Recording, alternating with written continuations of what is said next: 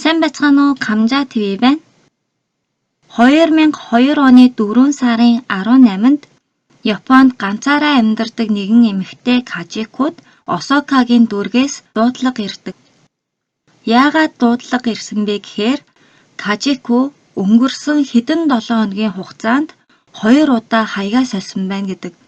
Гэхдээ энэ бүртгэгдсэн бичиг баримтан дээр бяцхан алдаа байна гэсэн утгатай дуудлага байсан. Кажику нэлээд гайхсан.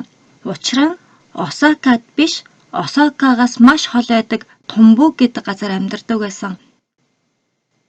Осакад эмэгтэйн төрсөн гэр нь байдаг ч гэрээсээ тусдаа гарч одоо байгаа газараа нүүж ирээд олон 10 жил өнгөрчихсөн байсан учраас хаягаа солих ямар ч шалтгаангүй байсан.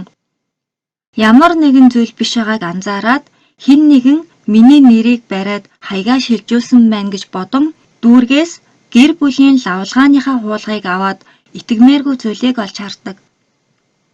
Осакад амьдардаг Кажикугийн 77 настай аав нь 2 сарын өмнө нас барсныг тэмдэглэсэн байсан.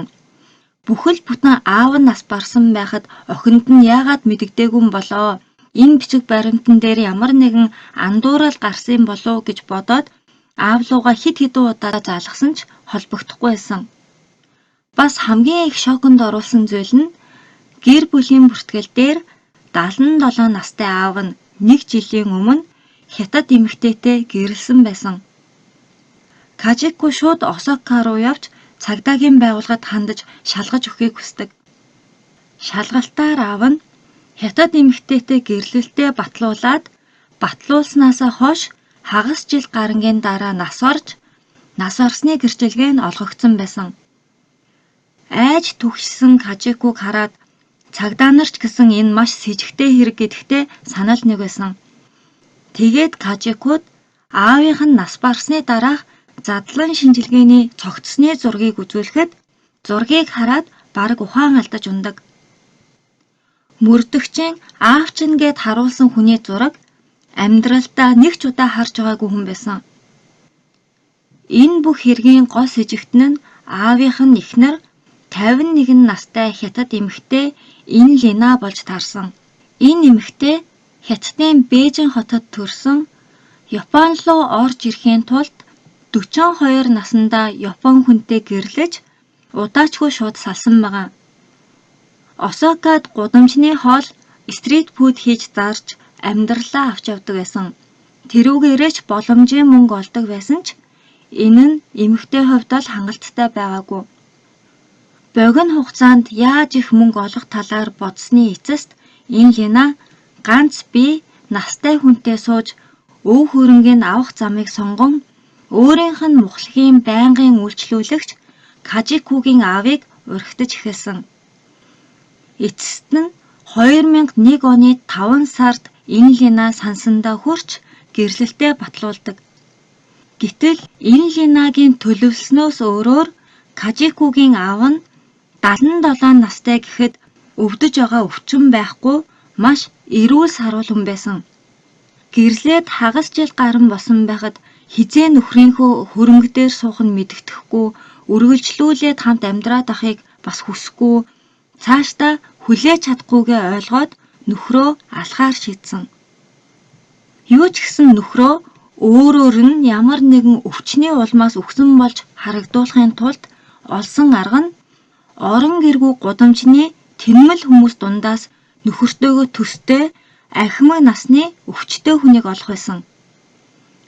Байнга тийм хүмүүсийн цугладаг газар очоод хоол унд тараагаад тэдний дунд Лина маш сайхан сэтгэлтэй хүн гэсэн цуурхал таарч эхэлсэн. Эхний нүдэнд нь өртсөн хүн бол чихрийн шижинтэй 72 настай орон гэргүй иргэн байсан.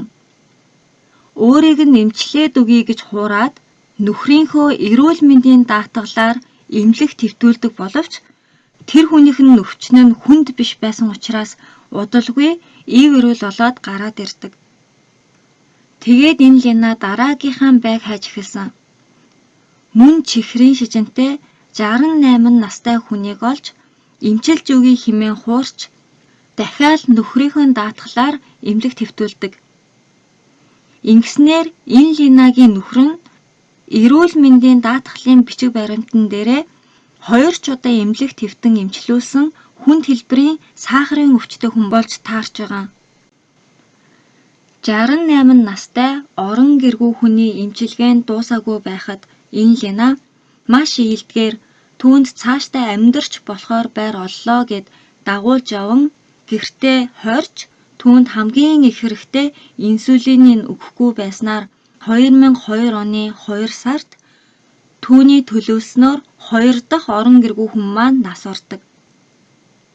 Цогцыг унтлагынхаа өрөөнд оруулаад цэвэрхэн хувцлаж хэвтүүлж тавиад нөхөр маань өвчнөөр өнгөрчихлөө гэж цагдаа болон эмнэлэг рүү залгасан байсан. Нөхөр гэх хүн нь өвчнөөр нас барсан нь үнэн байсан учраас хинч сэжиглээгүй. Мэдээж бичиг баримтан дээр нас барсан хүн нь нөхөр нь мөн боловч цогцос бол гэмгүй нэгэн орон гэргүй хөвгчний цогцос байсан. Ингээд энэ Лина нөхрийнхөө хөрөнгийг авах дараагийн ажилдаа ордог. Нөхөр нь бол 3 охинтой байсан. Тэдний өмнөөс бичиг баримтыг хуурамчаар үлдэж улсын ажилтныг хүртэл хуурсан байсан.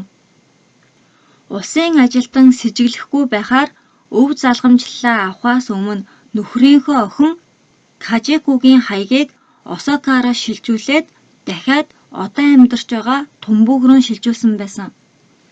Мөн охид өв залгамжлахаас татгалзаж бүгдийг хойд ээждээ шилжүүлнэ гэсэн бичгийг хүртэл хуурамчаар үлдэж нөхрийнхөө бүх хөрөнгө болох Монгол мөнгөөр 9 тэрбумын эд хөрөнгийн эзэн болдог. Бүх зүйл нь төгс болсон гэж бодсон ч хотын дүүрэг дээрээс Кажикуд бичиг баримтын тэмдэглэгээний алдаа гарсан гэсэн тэр дуудлаганаас болж хийсэн зүйл нь маш хурдан ил болж эрен сурвалжлагдаж эхэлсэн ч тийм ч амар баригдаагүй. 5 жилийн дараа 2007 оны 10 сард энэ хэргийн талаарх мэдээг уншсан нэгэн эрэгтэй миний нэг таньдаг хүнтэй адилхан байна гэсэн дуудлагын дагуу цагдаа нар эцэст нь нэг юм 5 жилийн дараа алуурчин залилагч энэ Линаг барьдаг. Нэрээ Эри гэж сольсон байсан ба өнгөрсөн хугацаанд зүгтаж амьдрах гээд их хэцүү байдалд байсан байх гэтэл харин ч эсэргээрээ нүрээ нуух эсвэл нүүрний мэс засалд орох зэрэг юу ч хийлгүй хамтран амьдрагчтайгаа тайван сайхан амьдарч байсан. Энэ хэрэг телевизийн мэдээнүүдээр цацагдаж хүмүүс хамтран амьдрагч нь энэ Линаг яг юу гэж бодож харддаг байсан талаар сонирхож эхэлсэн. Түүний хэлснээр бол Эри бол үнэхээр хүндэлмээр эмэгтэй байсан. Арх тамхи дээрээс нь илүү дутуу мөритө тоглоомноос хол 7 хоногт нэг удаа савн л орж суудаг ийм хүн байдгийм үү гэмээр хүн байсан. Өдрийн цагаар надтай хамт дэлгүүр хэсэж зугаалж авдаг байсан. Тийм байхад хэн түүнийг сэжиглэх вдэ гэж хамтран амьдрагч нь хариулсан байсан. Анх баригдаж явахдаа камернаас нуух гэж мөрдөгчийн өмсгөх гэж байсан малгайг гараараа түлхэж сурвалжлагч нар руу харж инээж байсан. Бас мөрдөгчдөд нүрээ будаагүй царайгаа сурвалжлагч нарт харуулахыг хүсгүй байгаа талаараа хүртэл хэлсэн байсан. Энэ хэрэг Япончуудын анхаарлын төвд орж бүгд түүнийг ямар ял авахыг хүлээж байсан. Эхний 72 настай эмчлүүлээд эдгээд гарсан орон гэргүй хүний хэргийн хувьд бол тэрнээс хойш тухайн хүн ямар ч ор сурггүй алга болсон. Энэ Лина түүнийг дараа нь асан байх магадлал өндөр боловч нотлохоо байхгүй гэсний үндсэн дээр гин буруугүй тооцогддог. Дараа нь нөхрийнхөө оронд асан 68 настай хүний хэрэг дээр өвчнөөр нь далимдуулж санаатаагаар хорж төлөвлөгөөтэй асан гэж үзэн бүх насаар нь хорих ялыг өгсөн. Одоо хамгийн гол зүйл нь жинхэнэ нөхөр нь хаана байгаа, тэр хүнд яг юу тохиолдсон талаар ямар ч уулмөр байхгүй байгаа. Нас барсан гэсэн бүртгэл нь байгаа ч нотолгоо юу ч байхгүй байгаа. Үхсэн байлаа гэхэд цогцсон ч гарч ирээгүй. Энэ талаар энэ Лина юу ч ярихгүй гэсэн байр суурьтай байгаа. Энэ эмэгтэй дээр ийм 3 хүний хэрэг байхад ганцхан нэг хүний аллагын хэрэгээр л энэ хятад эмэгтэйг яллаж чадсан. Япончуудын үзэж байгаагаар энэ бүх зүйлийг энэ эмэгтэй ганцаараа хизээж хийж чадахгүй. Хятадын мафийн байгууллага эсвэл хөлсөөр юу ч хамаагүй хийж өгдөг тийм хууль бус хүмүүсийн туслалцаа орсон гэж үздэг. Ганцаараа хийсэн гэхэд маш нарийн хийсэн, магадгүй одоогийн хамтран амьдрагч нь ч энэ хэрэгтэй холбоотой байх зэргээр маш их хүмүүсийн с ิจ г таамгууд явж байсан. Охтууд аавыг нь яасан талаар хэлж өгөхийг гуйж хэрвээ үхсэн байдсан бол ядаж аавынхаа нэг ширхэг ясаагч болтугай олж оршуулахыг хүсэж байгаагаа хэлсэн ч энэ Лина юу ч хэлээгүй ярихаас татгалцсан байсан.